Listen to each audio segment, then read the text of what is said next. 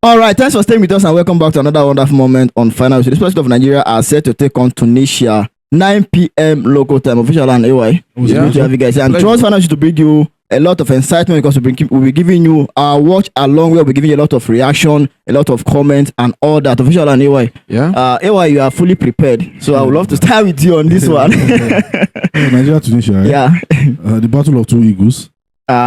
Yes, now the Carthage Eagles and the Super Eagles. The Super Eagles, Okay. yeah. One is super, yeah. Yeah, one is super, one is Carthage. Yeah. So we know the one that is super on Saturday. On Saturday. The truth is, we'll be treated to the best of football as far as this Group C. I think the second round entails different stronger opponents. Yeah. I think first one, yeah. I think this second phase of Afcon matches would show who is superior amongst the teams. So I think we'll be seeing some of the quarterfinal matches in the group stage. But for Nigeria and Tunisia, I don't know why Tanzania is still coming to mind. So I think we have met 21 times in 64 international matches competitions. Yeah. And we've actually just won 6. They've won 6.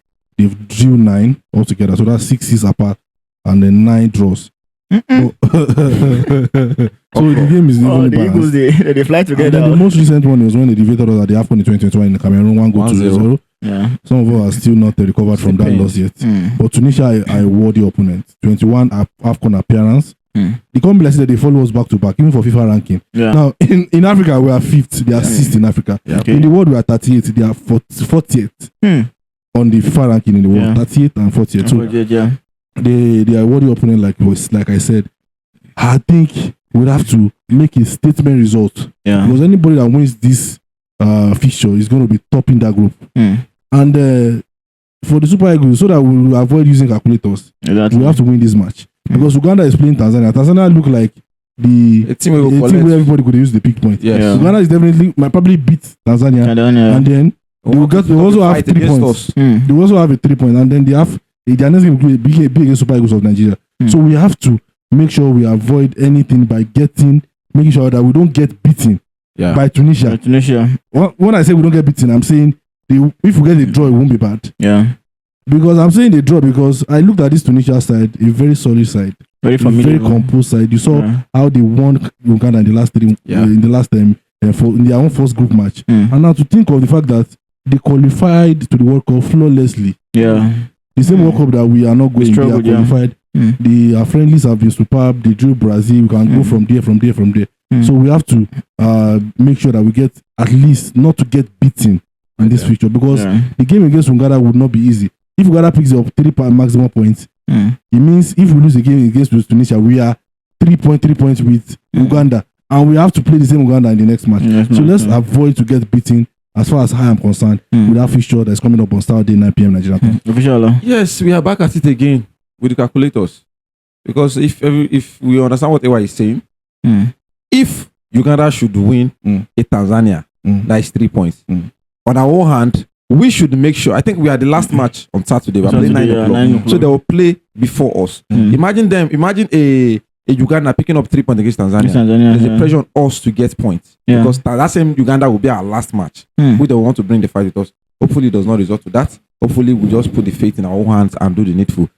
I think if you ask me, I would say Tunisia's excellence is based on what they have done for their local league in the last 3 to 4 years. If you have been following our productions very, very well, there's one of our boy playing there, Onucha Ogbelu, that I've always emphasized that I think is ripe enough to play for the Super Eagles. He's playing for Esperance de Tunis, one of the top teams. Let me not say one of the top teams, the top teams that's ruling the Tunisian league now. How many of them are foreign based? You can talk about Hannibal and 2 others. You understand? And out of the foreign base, only 2 is starting. To tell you how they have developed their local leagues and why it is we are seeing the reflection on their national team. I like to call them the Manchester City of Africa. They want to play the football. They want to enjoy the football. If you know football, you watch a Tunisia-Uganda match, you will understand. Then if you watch our first production, pre-Afcon, that we did the first production we did the pre-Afcon when we were talking about favorites, the Final 4. I said it. That time I've not even seen them in this first Afcon match. I said Tunisia are one of the teams to make it to the top 4, to the Final 4. I know it's too early to start saying I told you so. But watch out for these boys. They play football. They are playing football. Like I said, they like to put the ball on the ground. They like to play from the back. That different side, and we should expect a tough game. A tough game. Official, the both side has a lot of good players. Yeah, no doubt, a lot of quality players, and we know what good both players are not popular. It doesn't mean maybe then go World Cup like this. Exactly. Some popular player. Why you talking? That is why we should not underestimate them. Now we are expecting nothing but a battle. Yeah, a battle. It's going to be a battle between those two nations. Now looking at the players that will have the official and AY, do you think there are any players that we can actually watch out for going into this tournament, going into this feature? Sorry. Yeah, there are a few. I don't know if anyone wants to start first. Ferdinand Sassi, I think that's their team captain. Yeah, okay. Experienced midfielder. Yes, experienced midfielder. I think we have to watch out for that guy. He has been an integral member of the squad for a while. Yeah. So he's got the experience. And see, one thing about the Tunisians is a blend of experience and youngsters, which makes them very, very difficult. And now to cap it up, their coach is an ex-international. So he has played the game. He understands the game in and out. So apart from players to watch out for, I think you have to also watch out for Ali Haji, who actually is a top scorer during their qualifier. Another brilliant player. The thing is, just watch out for all the players. Let me not say single-handedly watch out for one player. I think collectively they are good. They are very good players. Very good players. There's another thing going into this tournament, but I don't want the Super Eagles to get cocky about. AY made mention that they won us in 2021 Afcon in Cameroon. Yeah. And it might seem a long time. It is not a long time ago. Most of these players in the Super Eagles were also present. I saw from the list that Edu Sanusi there. Yes. I won't need to strike that match. Kelechi Anacho is still playing. Maduka was in goal. Maduka was on goal. Wilfred Ndidi was there. Olaina was there. You understand? Yeah. So not long ago, based on last appearance, who win? You understand? So who is getting confidence going into this game? Who won a scrappy win last? We. I know we are going to say we play beautiful football against Tanzania, but who is Tanzania, by the way? You understand? They played a more tougher opponent, Uganda. Yeah. Uganda is more tougher than Tanzania. Hopefully we'll get to see that battle, how it unfolds. But as it stands, all players are to be watched out for. Yeah. And you know when you were talking about players to watch out for, and I said players to watch out for, that they have plenty players to watch out for, but they are not that popular. This is where they are not that popular to subscribers, to fans on the street, but to us they are popular because we go as far as digging out these players' portfolios and their statistics. Yeah. Their stats. You are playing Europe, you are playing Africa, or you are playing China, you're a footballer. You understand? How you wrap up those numbers is the most important thing. Like I said, they have players dominating their local leagues. That's why they make it up to the international stages now. You understand? So those players are exceptional. Not because they are not popping waves in Aston Villa, in Galatasaray, or in Manchester. That you now say who is the player there. They have players there. You might say, okay, they are number 10. Marjorie Hannibal was a former Manchester United Academy product. He currently plays in Burnley. He's not starting in Burnley. And you feel that because of that's the most popular player that anybody can know. Okay, if you just say Tunisia, the most popular player is Hannibal. Yeah. You now say, they don't get level. They didn't catch you first. Now twice. They have one of the top scorers in their list too. I think Elias, I don't know if his name, they are number 7. Yeah. So he's going to give us a tough time. He's not a tricky winger. He does not care about the skills. He's a winger that wants to score. He wants to score. He wants to score. Yeah. So forget about the skills now. They have different features per players. So this is we played against a team now, rather than playing against individual players. We now can we say we have a team? We are more like individual brilliance. That's where it's coming from now. Can we categorically say we have a team? But then we can categorically say they have a team. Ewan official, before we go. We've talked about players to watch out for. We'll talk about the head-to-head, and of which is more like the Eagles are scoring together. Yeah, they are going wings to wings. You understand? Now nobody won't pass each other yet.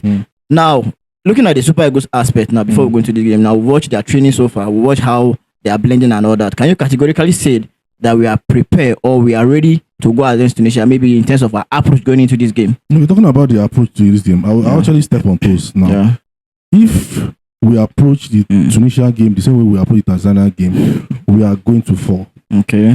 The Eagles now, they go clamp the Eagle wing. That's it. No, the Super Eagles wing. Okay, they will clap our own wing. They will clap our wing. I'm talking about, saying the approach. Yes, that's what I'm saying. If we approach the Tunisia game the same way we approach the Tanzania game, our wings, our Super Eagles will be clamped. And I'm saying this for a fact, for the records. Now, this is the thing. Now, if you look at the Tanzanian game, I can say some of the things that helped us was the lack of quality from Tanzania side, which is evidence in the Tunisian side. Now, there's this inferiority complex that actually affected the Tanzanians. We will not see that against the Tunisians. Yes. That's just the truth. They are stars in their own place. Sure. So Sure. all of these things are the things that we are supposed to put Into consideration. Now, talking about the approach, I don't have anything with Erisekoche's system. I love the system so much. But the personnel is what I have a problem with. Getting the right personnel to actually execute. Why does he have the right personnel? That's why we are complaining now. He chose them. He should have the right personnel. Yeah. He should have the right personnel because he chose the list. And there's a reason why they even allowed you to make it up to 28 man list. Yeah. Because normally we are used to 25, 23. But now you have 20. Now you have 3 extra. A lot so of which options, I would expect you to extend your tentacles. Make sure that all of those players are given equal chance. Equal right.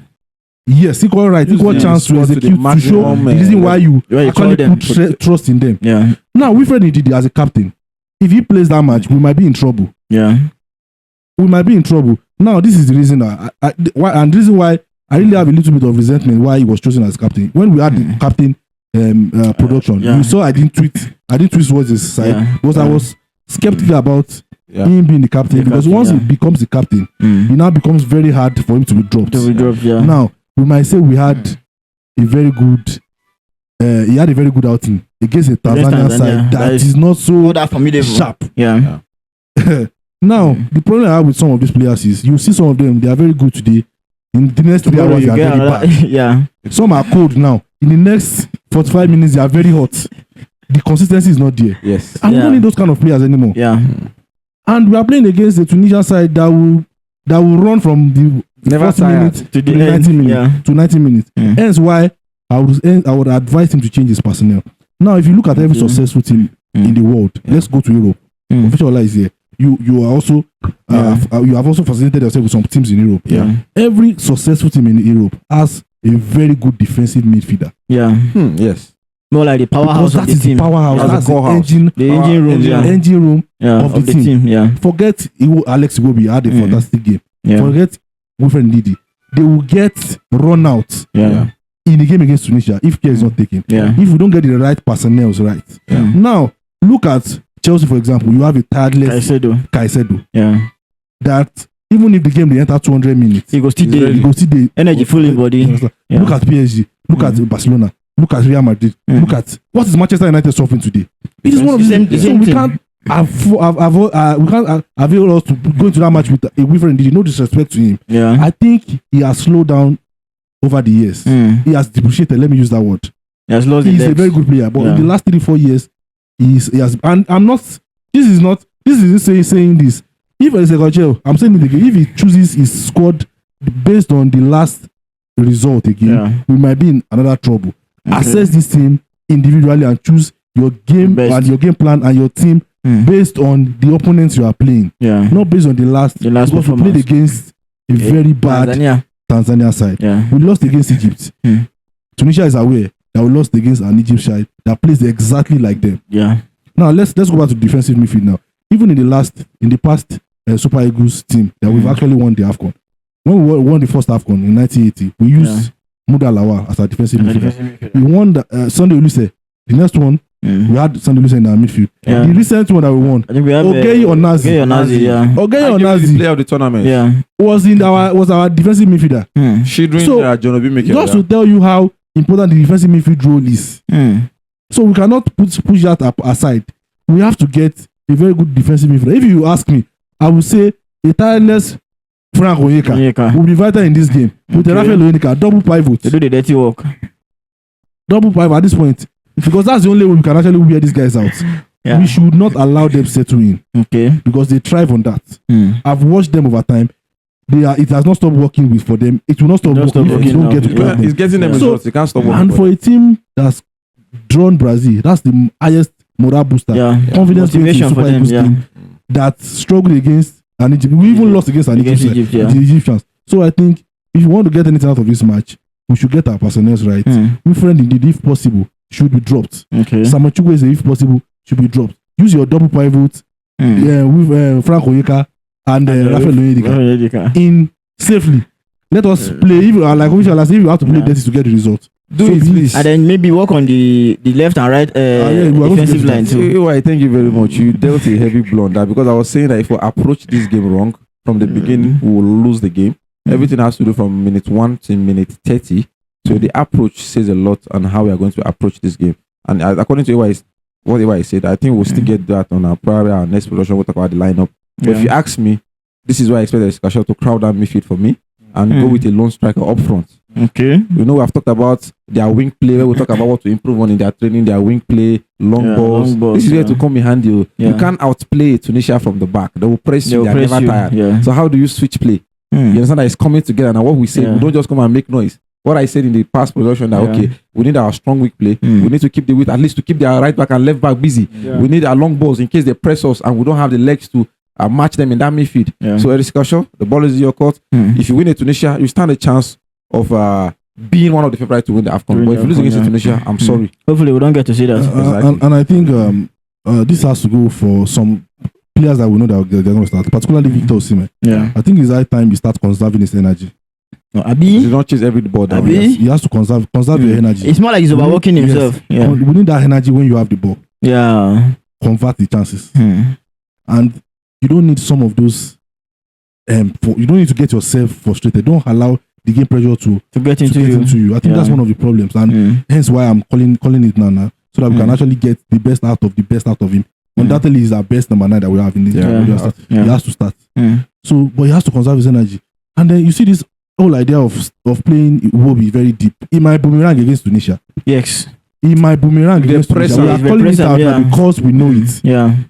We are calling it out. We forget that it was against Tanzania. If it happens against Tunisia that way, it might actually be a disaster. Yeah. You understand? We will still be here and we will say that we said it. Yeah. And they see this left back and right back. If they are not ready to play football, return them back to the bench. Drop them.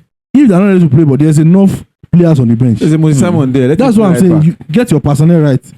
Get your personnel right at instance. Yes, we are not so good. The goalkeepers are not so good. That's why we need a defensive cover, a defensive shield. Yeah. Which is why I have a problem with Bright Osai, Saidou Sanusi, and even Shemilo Gwajayi. You have to be compact if you get the chance this time around. For me, I would have dropped Saidou Sanusi. Start the Kevin Bassey as right back. We don't have a defender to come and play in the center of the defense.